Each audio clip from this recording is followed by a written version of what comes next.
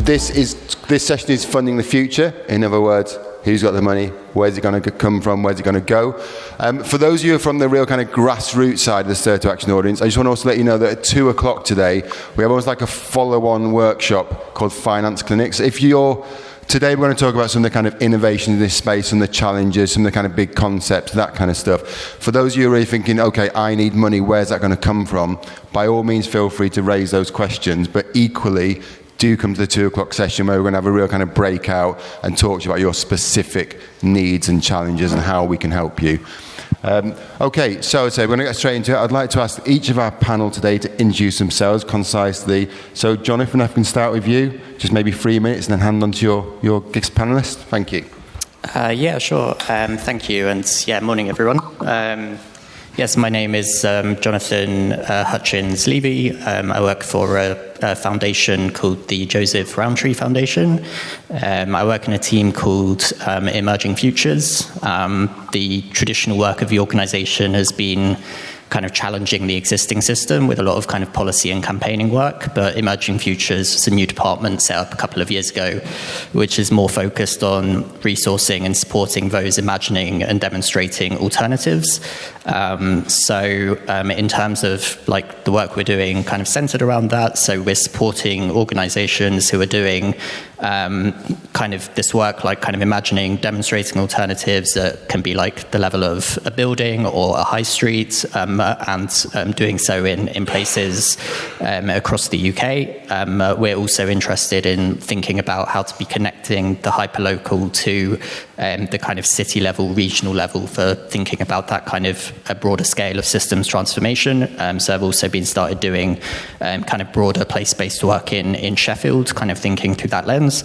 And then in our work, we're also thinking about kind of where wealth is held. So thinking like beyond our own role as like a foundation, and thinking kind of much more broadly about how the kind of transition to a new economy can be resourced and how much bigger and broader kind of pools of capital can be unlocked. So that's me. And if it's Bonnie. So hi everyone, so I'm Bonnie Chiu. Thanks for inviting me here, and the venue is so beautiful and it reminds me of my wedding day, so I'm in a good vibe. So, what I do, I wear many hats, so I think a few hats are relevant to mention today. So primarily I run a consultancy that advises funders and social enterprises, foundations, investors on impact investing strategies and impact measurement. So I have got a good sense of how the sector works. Across the UK, but we also work globally. So it's called the Social Investment Consultancy. And secondly, I'm one of the 3 co-founders of Pathway Fund. So Pathway Fund was set up 2 years ago as a new social investment wholesaler. And I can explain a bit later what it means, but essentially provides funding to Black and minoritized-led intermediaries to catalyze more investments into enterprises. So that will be on course to receive dormant assets, and hopefully the new government will continue to champion the cause of social investment and civil society. But yeah, those are the 2 hats that I wear. But I just want to end by saying a lot of the perspectives and work that I do are very much informed by my own experience starting out as a social entrepreneur like 12 years ago. And it's really because of the barriers I faced as a social entrepreneur that I really felt actually I need to work on the funding side to change the funding system, because otherwise, there would just be so many barriers being replicated and potential of social entrepreneurs, particularly those with lived experience, not realized. So yeah, that's really my starting point. Hi everyone, I'm Kiki, they them pronouns. I'm Director of Resource Mobilization at the Good Ancestor Movement. I'm also very excited to be here. It's a lush venue. We at the Good Ancestor Movement are a non-profit consultancy firm, advisory firm, supporting individuals, so wealth holders and organizations, that's foundations, trusts, family offices, and other institutions, in first of all, aligning their wealth with their values and engaging in radical wealth redistribution. And all of that is kind of covered under our mission to liberate and mobilize resources in support of a just transition to an equitable and regenerative economy that is distributive by design, right? So that doesn't create these vast concentrations and inequalities of wealth that we're seeing now in the first place. And in that, I guess, the kind of shifting of not only wealth, but also power is kind of a core question we're always exploring in our work. And I guess to the reason I think also why what I can speak more about also here in the conversations later is part of that work we are developing different non-extractive, transformative, just transition aligned resourcing practices, tools, and vehicles that we're then testing with our clients and also the advisors we're working with to really kind of showcase the regenerative and reparative approaches that we hope to see at a much larger scale out there. So I hope to share more of that later. Brilliant. Thanks so much, everyone. So I want to start with a kind of gentle provocation. And just when we talk about social investment, traditionally at least, we're talking about two things. We're talking either about debt or we're talking about equity. Now, think about debt to start with. We're talking about loans. Great idea. And the whole concept of social investment for me really started to gain traction maybe kind of 5-10 years ago. I started to see more foundations move into this space, kind of redirect their portfolios. The problem right now, to state the obvious, is that interest rates are high. And I'm seeing a lot of social investment products being offered at kind of 7, 8, 9, 10%. Is that really accessible? Are we at a point where we can really see the kind of revolution in democratic business with those kind of products, 7, 8%? So Kiki, can I start with you on that, please? Yeah, of course. I mean, I'm grateful for you to bring that up right away. I think a key obstacle and problem at the moment in terms of what we're seeing in terms of social investment products out there is that there's these products still lead with interest rates and those being quite high, as you just shared. A recent social investment product I saw, which is specifically geared towards Black and racially minoritized social initiatives and enterprises, still expects a 7.9% return on investment, right? And I mean, we have a massive racial wealth gap also in this country, so that's already raising quite a lot of questions for me. But then also, more generally speaking, those kind of interest rates really don't make investments in those financing products accessible to a quite large amount of organizations out there. And if we care for social impact, we really should challenge this idea to enrich investors at the expense of social impact initiatives being able to reach financial stability and being able to finance their operations, right, in a much more healthy and sustainable way. So I think my one of the many things that we could be doing here is really to shift that focus to lead with interest rates, but rather prioritize, okay, how do we make sure that any profits generated through a loan, through an investment, a substantial amount of that, right, and I would say at least 50%, if not more, we will make sure that these can be reinvested by the initiatives into their working mechanisms. And then if there is more, right, once we exceed the other 50%, so to say, there we can then look at, okay, what can be returned to investors. And maybe we then understand it's much more realistic. It would be better to lead with maybe 2-3 low interest rates. I really hope to see more 0% interest rates out there as well.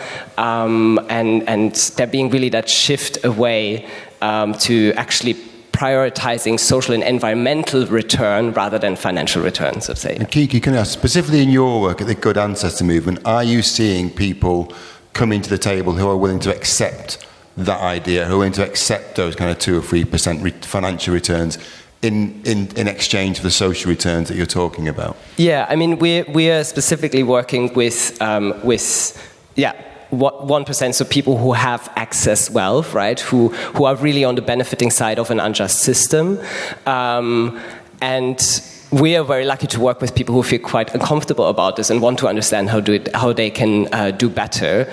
So yes, there is there are people in our, like the majority of people in our network are interested in those low interest, like 2-3% investment products, which in the end that basically means still you maintain your wealth, right? It doesn't really lead to decline. Again, we work on wealth redistribution, which also includes a substantial reduction of your wealth, right?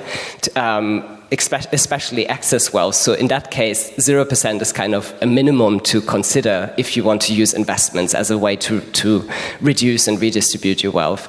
So yeah, we are having those conversations, and that there is resonance for sure, and there's interest for that with the people we work with. Yeah.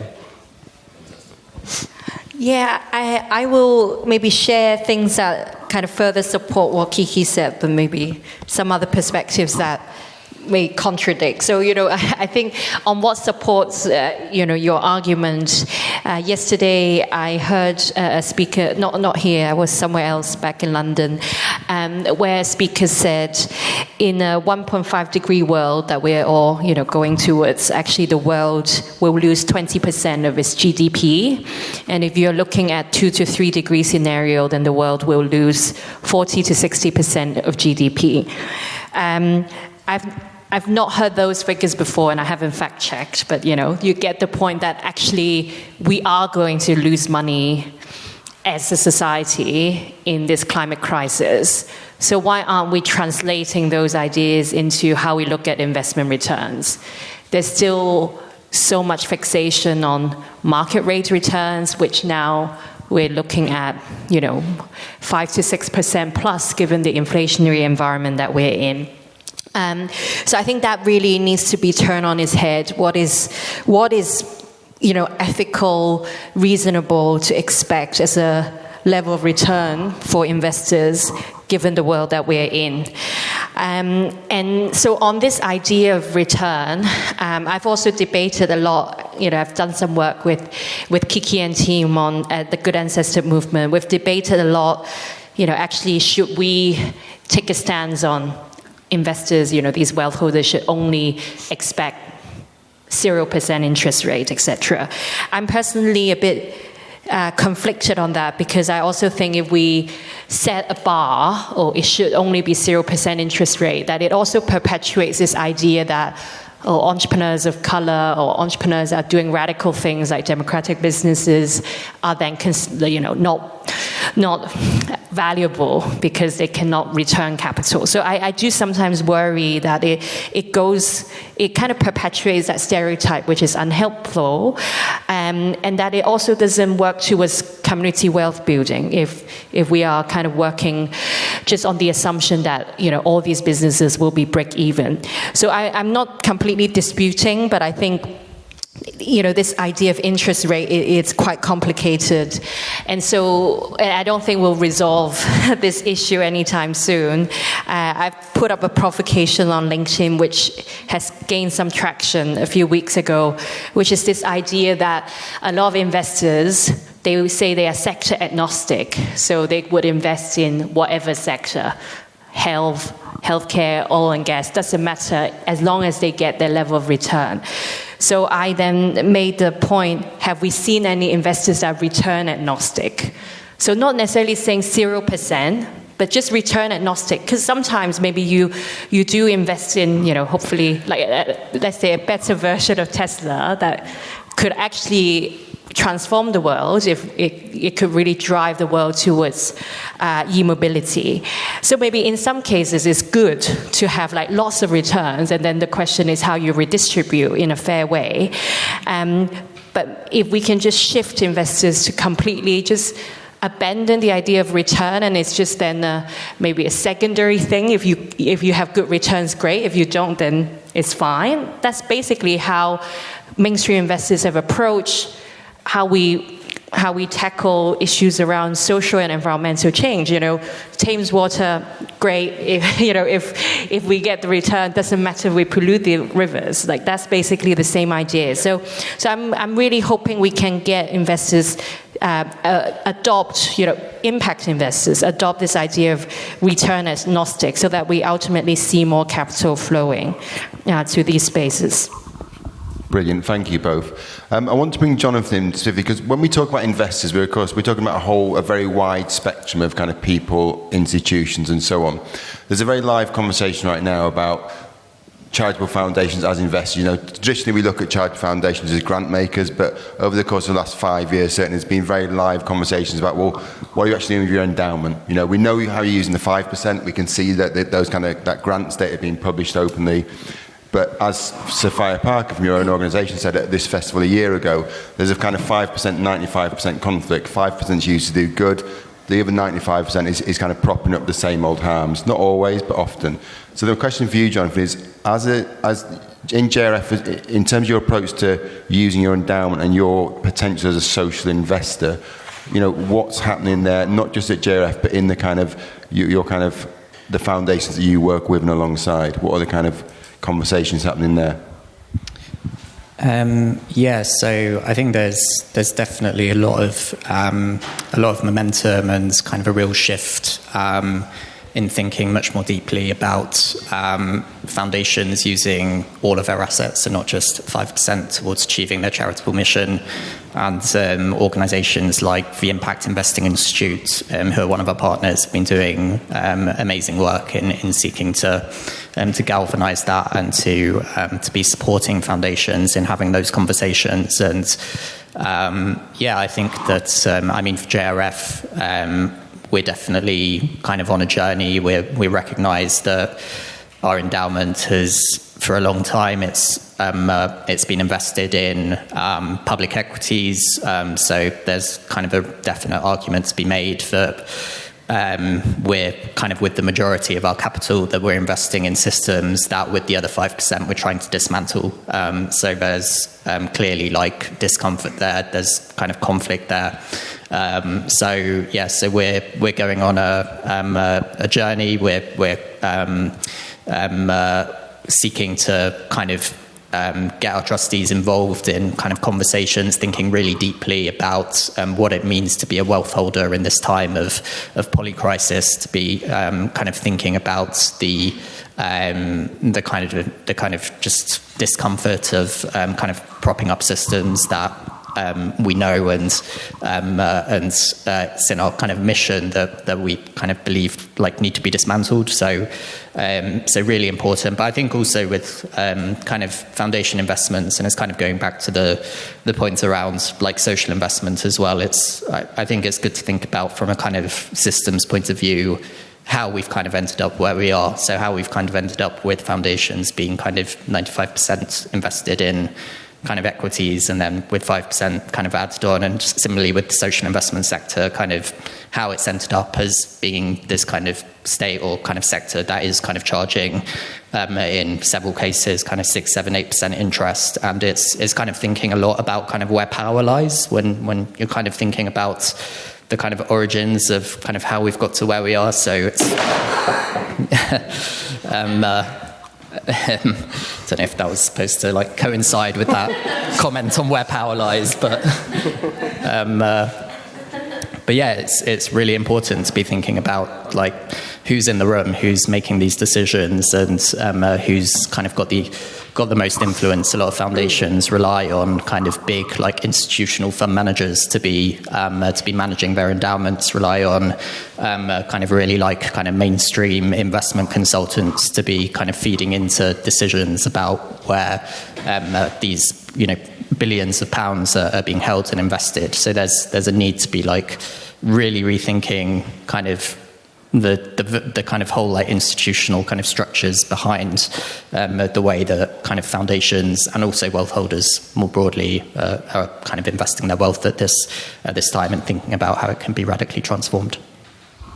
Great. So can I pick up from you? I want to hear about some of the kind of inspirations that are out there in terms of Jonathan's raised the question of power and decision making. I think everyone's probably aware recently of the Lankelly Chase made a bit of a splash when they announced a kind of plan to spend down, and as part of that, one of the things they did is transferred a significant portion of their assets to the Baobab Foundation. I'm never sure I'm pronouncing that correctly. Eli, I know you might correct me in just a moment, but so that's great. The fact that an organisation that's more structured like a community benefit society with different kind of members and stakeholders having decision making power over significant assets is inspiration. But is anyone else out there following suit? Is anyone else out there doing something similar or equally inspirational?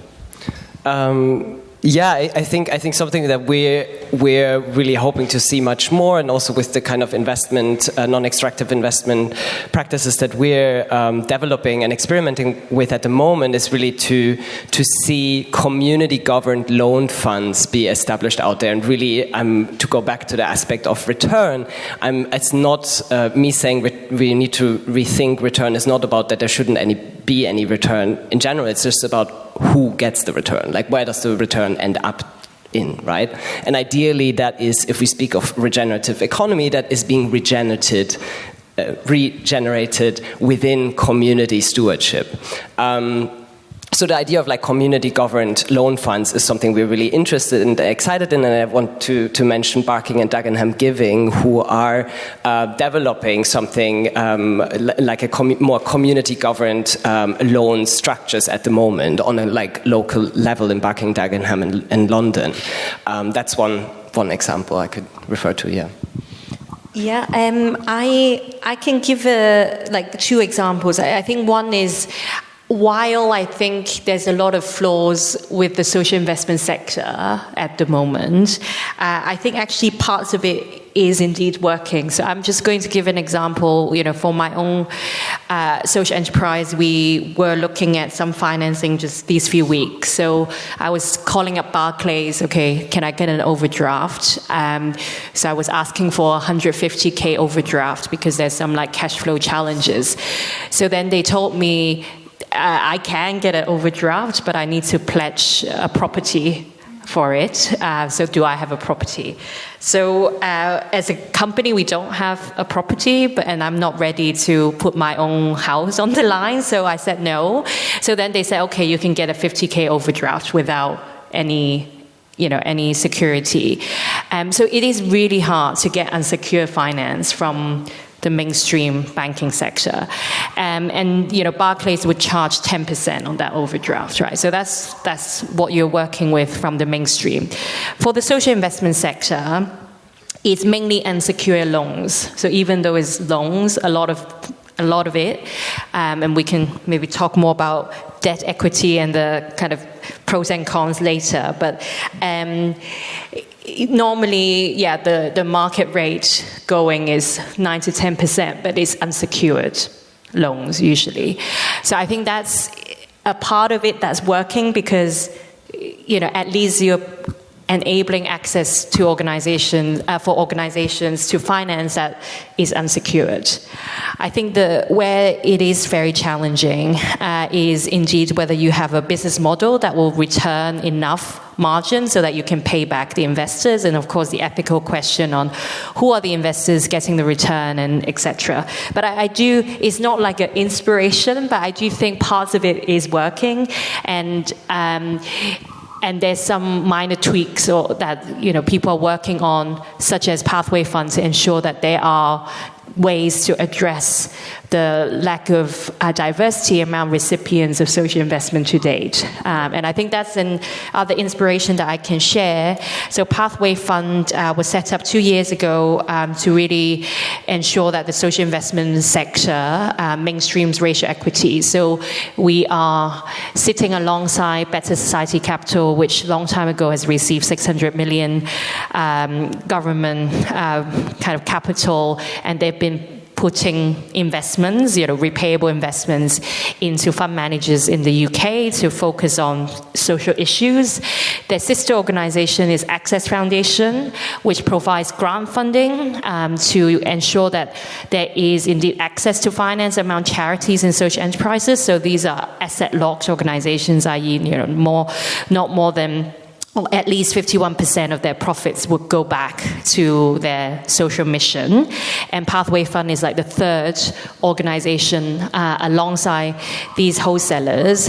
They call wholesalers because they're really focused on building the market and building the fund managers and intermediaries rather than just channeling money direct to enterprises. So I think that is an inspiration, or that's an example that people have told us that they find it inspiring that actually we can have quite a bold vision on how the social investment sector can be more inclusive, and Pathway Fund is wholly Black and minoritized led, and we will be receiving government funding. And in the past 2 years, we've gone on some pilots, one supported by JRF, and one program that's very exciting is the first-time fund manager incubator program. So we are providing core grants to organizations that want to raise their first investment fund. So these are usually accelerators that have been building businesses and they want to build their first investment fund. Only 1% of all assets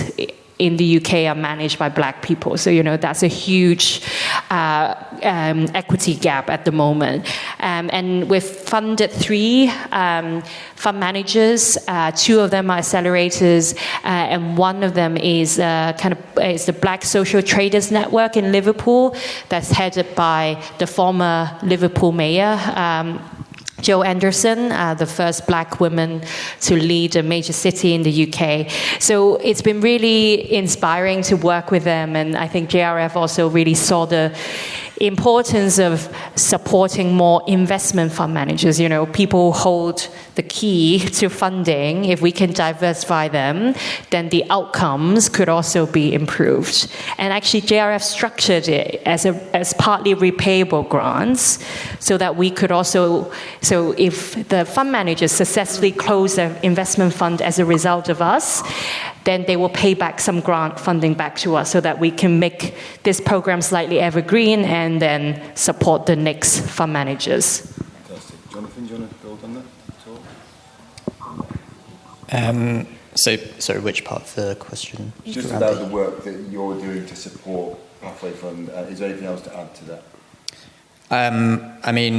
I think Bonnie definitely kind of gave a great kind of coverage of it. But yeah, I'm a huge fan of the Pathway Funds and the amazing work they're doing. Also, I guess I'll just kind of shout out to another piece of work that's kind of a part of it. It's the development of a racial equity scorecard, which is essentially a framework for looking at how to be scoring companies and fund managers on how they're performing from a racial equity standpoint. And I think from my own experience working on the kind of investment side of foundations, I think it's such a massive gap in terms of the responsible investment field around racial equity and the kind of ecosystem there, and the need for the kind of the data and the better kind of tools and convening that's needed to really be kind of holding institutional investment and companies to account on racial equity. So just another fantastic piece of work as part of the Pathway Fund. Another provocation. It's fantastic that this work is going on around the kind of racial equity of kind of investment management. And quite a few years ago, we've got Social Change Agency and Bladegrave Trust in the room, who were the kind of pioneers of the Young Trustees movement. So there's been a lot of work around the kind of profile of trustees of charitable foundations. Is there any work going around kind of socioeconomic diversity? Is anyone sort of saying where are the working class people on the boards of charities and investment funds and so on? Yeah, I think in general we definitely need to have an intersectional approach for sure, and look at all different forms of structural oppression, right? And prioritize the groups and communities that are experiencing most of that in the current extractive economy and like these new social impact investing vehicles.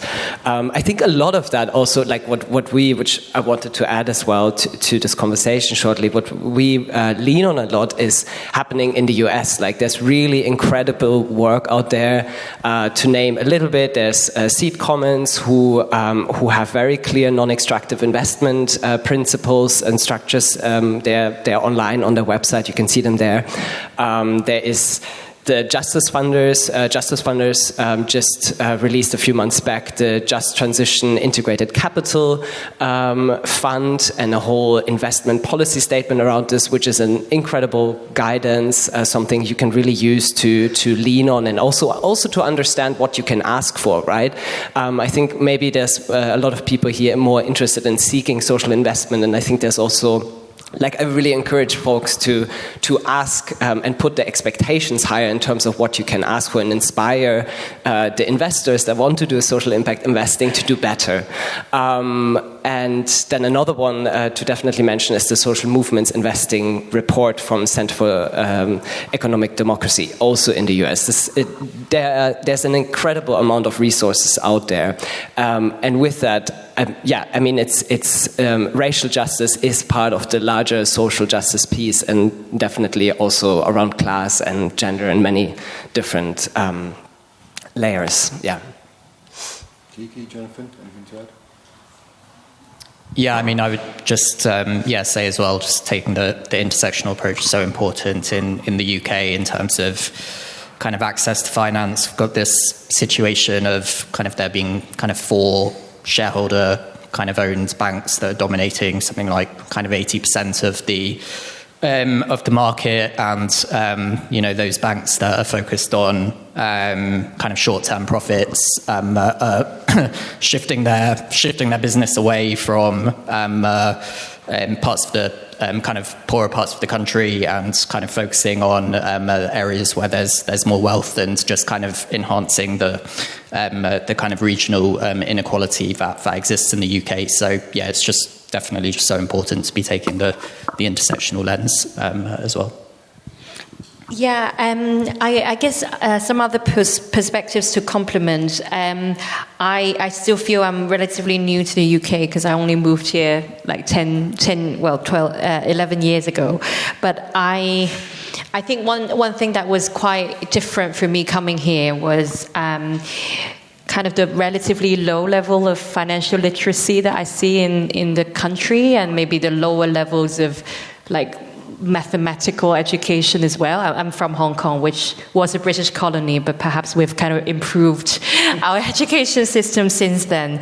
But I think financial literacy of individuals, is part of that story of investment readiness and access to finance as well, because enterprises are all led by individuals. So if we as individuals don't feel empowered to go to a bank, take out a loan, how would we be able to take those decisions in our own businesses? Personally, I'm helped by the fact that I have a mother who's an accountant, so I kind of growing up had to learn all about profit and loss, balance sheet. I think there was some child labor going on at home where I had to type up things for her. But, I do feel very thankful for those experiences, because that then made me very aware of the financing options, be able to challenge, I challenged the Barclays banker, about the security, because I knew I would have other options to turn to, etc. So I think that's all really important, because if you don't have financial literacy across all strata of society, then this problem would just keep perpetuating itself. And I think luckily there's also been some kind of renewed attention on this topic through Fair for All Finance, on the topic of financial inclusion. That's also one of the 4 cause areas funded by Dormant Assets scheme. So the 4 causes areas being social investment, financial inclusion, youth, as well as community wealth building, which is a new community wealth fund, which is a new area that they're looking at through Dormant Assets. Well, I do want to come over to the audience, sure, because we've got some great people in the room, and I'm sure there'll be lots of questions. I can see a hand going up early, but just hang on one sec. The last thing I wanted to ask of the panel before we go to the audience Q&A is, a lot of what we talked about today is debt, is loans, which are obviously a really important tool. Right now in the courtyard stage, John Dorsey is leading a conversation about community shares, and one question I've always had is community shares are amazing, they're a really new tool, they kind of democratise investment and so on.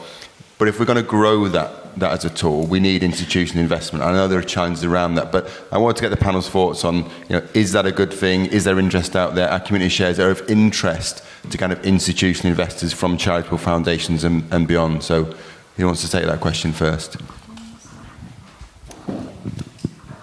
Maybe I can start. I think community shares is great. I'm a big fan. We did support, one of my colleagues did support community shares unit to do a review of who are investing in community shares, and also found a diversity issue around that. And so I think one challenge of community shares is if your community is poor, then you don't have the money to invest. So inadvertently, it could perpetuate some of the gap between communities. But I think equity, actually there's a lot of potential to broaden the use of equity, putting money in exchange for shares in companies to be used more in social investment. Part of it is because of the kind of asset lock issue that I mentioned earlier. The dormant asset scheme does require social investment to flow to asset locked entities. That poses some challenge when it comes to equity finance. But I'm also learning about Islamic finance, and maybe there are people in the audience that kind of know more than me. But I'm learning from my friend Shisa from Up Effect, who's trying to really use the ideals of Islamic finance to influence the social investment sector. And the interest rate is not legal or not permissible in Islamic finance, and the tool they use more is revenue share. Which is in between debt and equity, and also equity investments are also used. So I think there's definitely scope for more equity or equity-like investments. Foundations, I think, are still so early in understanding social investment. Foundations generally are very risk-averse. So I think Access Foundation is doing a lot to really bring other foundations into using their grant money for social investment. But yeah, that's just still a journey to be on. So, and I think JRF, it's quite, I'm not saying that because they fund one of my programs, but I think JRF on the social investment side, led by Denise, is really doing a lot of the more pioneering things in the sector. I think for me it's kind of interesting in terms of, I guess, kind of thinking about like scale. So it's a question of in supporting kind of neighborhood and kind of community-led regeneration, thinking about what are the kind of financial pathways that are needed to really be kind of scaling that work, so that, as kind of Bex Trevelyan for Platform Places was saying yesterday, we can be looking at something like a shift to maybe 1/3 of community ownership in the UK. And I think that I think community shares is brilliant, but we're also really interested in thinking about like pension capital, for example. And I mean, because foundations themselves are just, in terms of the capital that we've got, it's a tiny drop in the ocean in the grand scheme of things. It's kind of unique capital in the sense that we can be taking risks that others can't, and we can be taking a much more kind of long-term view, and we need to be playing that role. We need to be being really risky. We need to be being willing to really kind of fund demonstrations and experiments happening at the edges. But there's also just kind of thinking about how we can be developing the financial pathways to be really bringing in that kind of institutional capital at scale, to be building to be building community wealth. And so I think it's we're kind of partnering with Platform Places and Footwork and exploring the kind of grant capital that's definitely the kind of core funding, the revenue capital that's needed to be supporting the sector at kind of much broader scale, and then also thinking about what are the financial pathways that we can be innovating and developing to be attracting that kind of big institutional capital into the sector.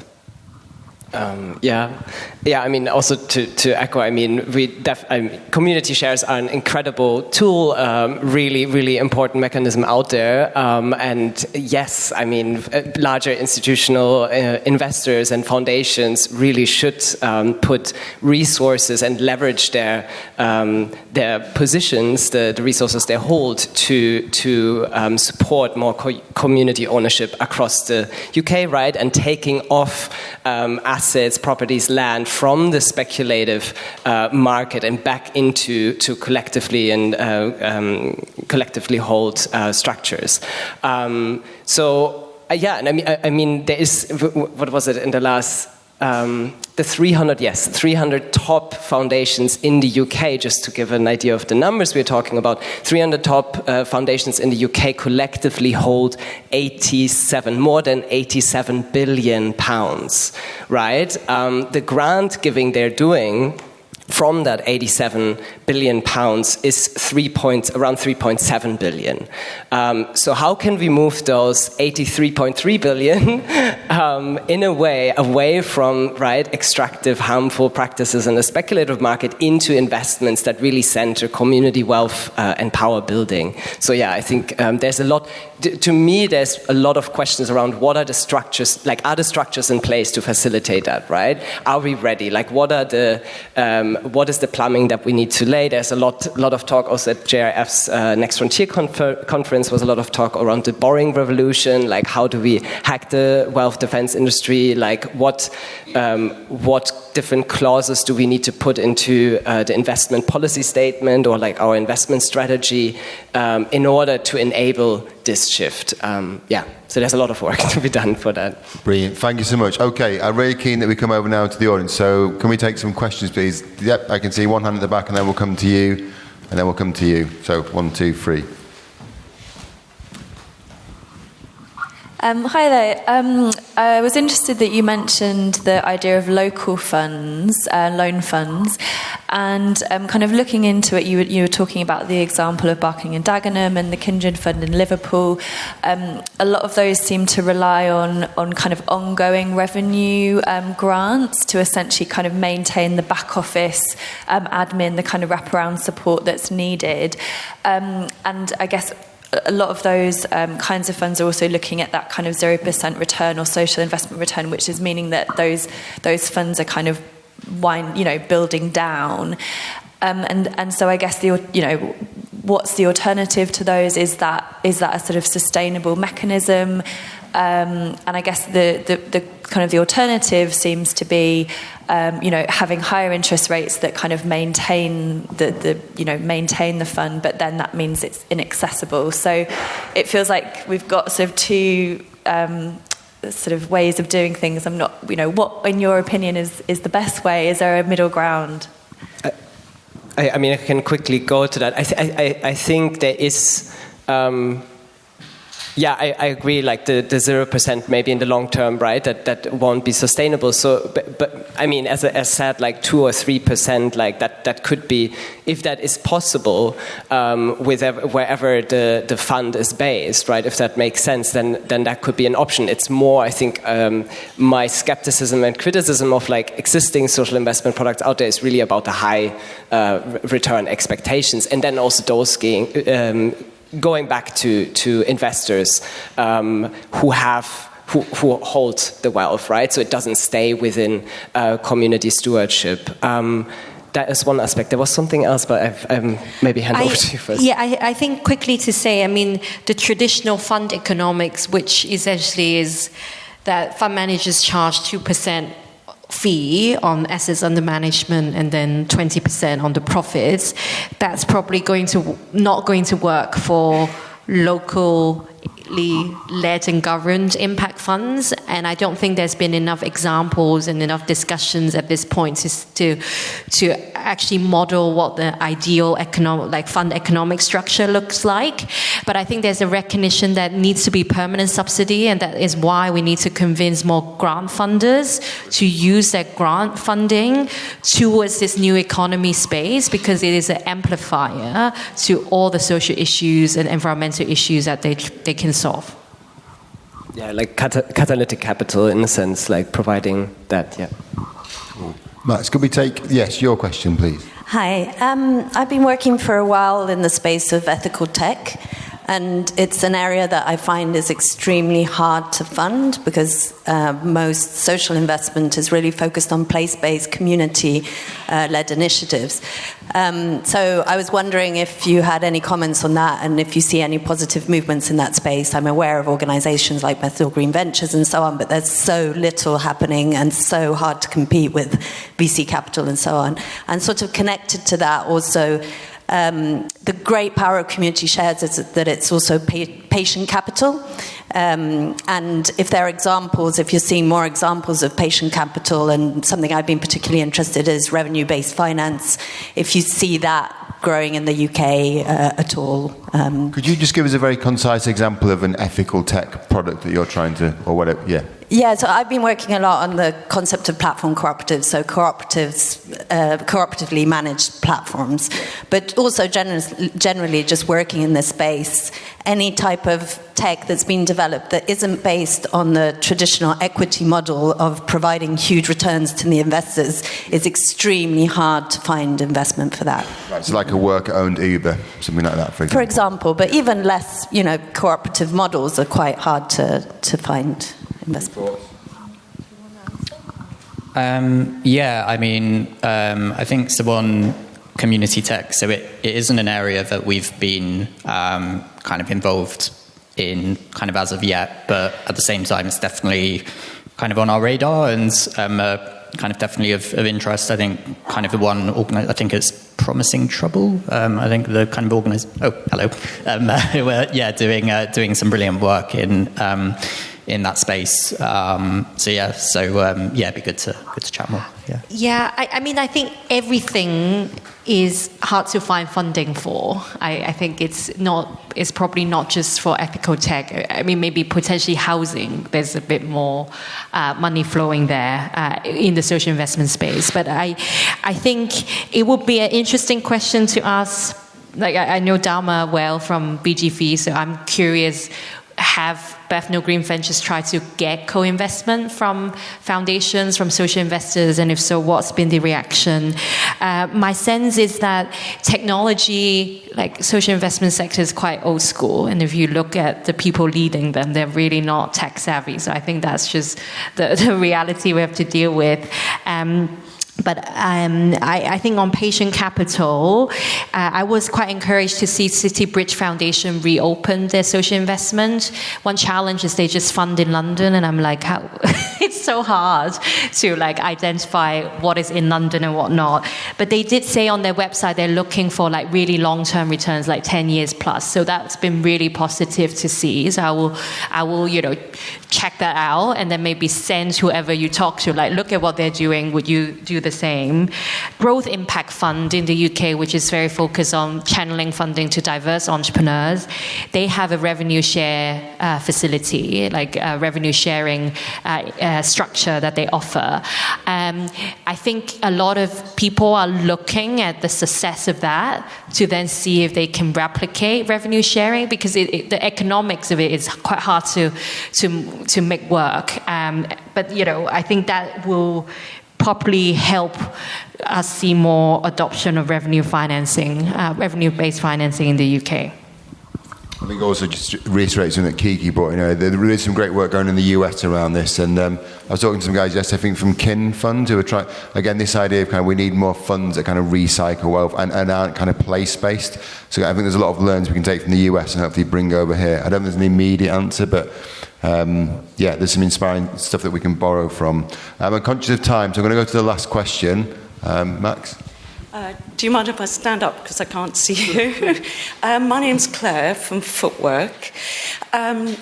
We support local innovators, like I think many of you, I expect, to tackle ideas and opportunities within their own community. Now, this represents a huge social capital and value. And at the other end, we're working equally hard to try and convince investors that there is a really valuable long-term social return on their investment, as well as a financial return. My question to you is, what evidence will convince investors of that social impact, and how can we get everybody together and collect that evidence? Jonathan, do you want to start? Do you want to take that one? Yeah, I mean, it's kind of a question of like how much evidence do people need, isn't it? I mean, if you look at the kind of situation we're in the world with the various crises that we're facing, I think there's more than enough evidence to be convincing funders and investors that now's the time to act and to be investing capital at scale. At the same time, I mean, I know that Footwork, I know that you do like some really interesting work around kind of video evidence in your People and Place program, and I think someone else was speaking yesterday about the power of that as well as something that could be kind of explored further in terms of that kind of storytelling and moving away from the kind of impact kind of quantitative reporting. But yeah, I think. Maybe I think maybe we can broaden that question, because I'm not sure evidence is the driving force for investors to act. I think behavioral change of investors is still, we still don't know what really drives behavioral change among investors, and there's not a one-size-fits-all approach. I think for some it will be internal champions, and I think Jonathan's been doing a great job within JRF to push for some progressive changes. In some other cases, it might be pressures from the media and exposing some foundations for their bad or investors for their bad practices. And for some other investors, it might really be monetary incentives, and that's what the Dominant Asset Scheme with the grant capital going to a social investment. A lot of the grants is actually used to plainly say, subsidize private investors so that they would not lose their money or they would achieve a certain level of return. And there's, ethics around that, and we can debate that in another session. But I think we just have to use different tools and seeing what sticks with particular investors. But it's like herding cats. It's a very long process.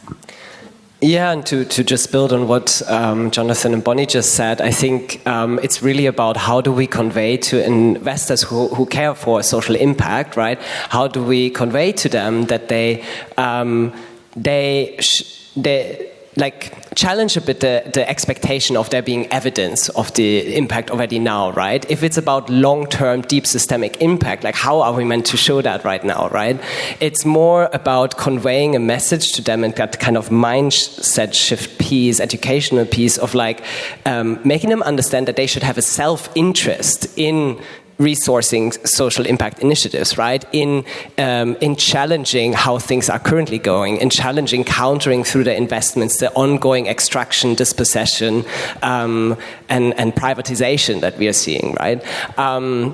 So I think there's something to make them understand that, yes, there is their own individual needs, interests, risks, so to say, but there's actually right now we need to shift and understand what are the collective contextual risks that we are sitting in and that this investment is happening within. So it's more about, I don't know, I think there's a lot of shifting, also as Bonnie said, really shifting that mindset of investors and how they approach and understand the role of investments now.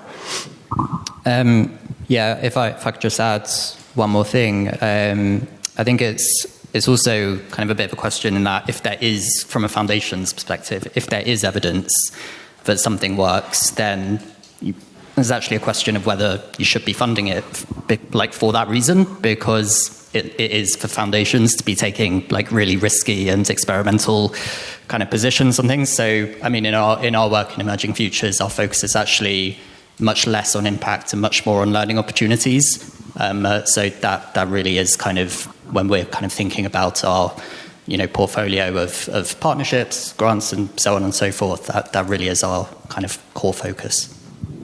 Brilliant. Thanks, that's all the questions you have time for. We don't